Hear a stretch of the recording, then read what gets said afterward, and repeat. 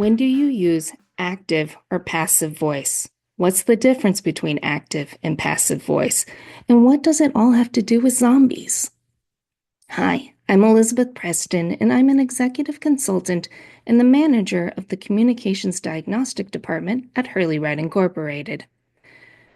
Perhaps you heard in school, depending on where you were, where you got your degree, you always use active voice. If you were in the humanities, you always use passive voice if you were in the sciences.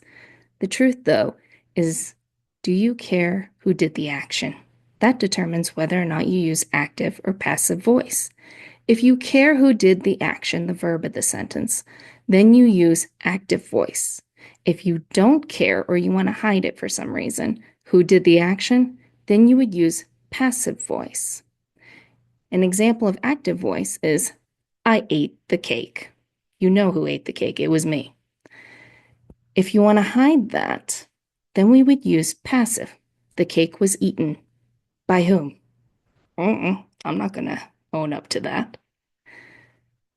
If you're going on a grammatical level, passive voice is when you have a form of to be, so like was, plus a verb, eat, with the past participle stuck at the end of it, en.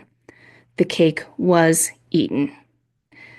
But a cool trick that you can use to see if you're using active or passive voice is stick by zombies at the end of it and see if it makes sense.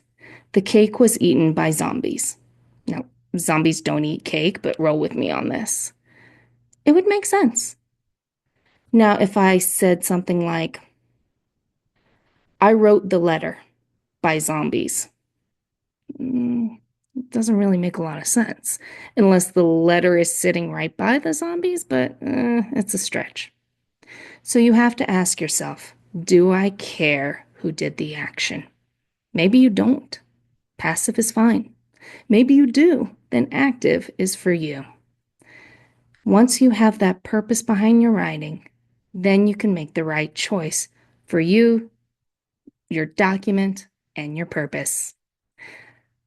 Thank you for joining today, and we hope you'll stick around for more writing advice, tips, and to make writing a little less miserable. Life's too short to write poorly. Learn how you can save you and your team time and money with better writing skills by giving us a call at 877-249-7483 or emailing us at info@hurleywrite.com. That's info@hurleywrite.com. I'm Elizabeth Preston. May your week be filled with good health and good writing.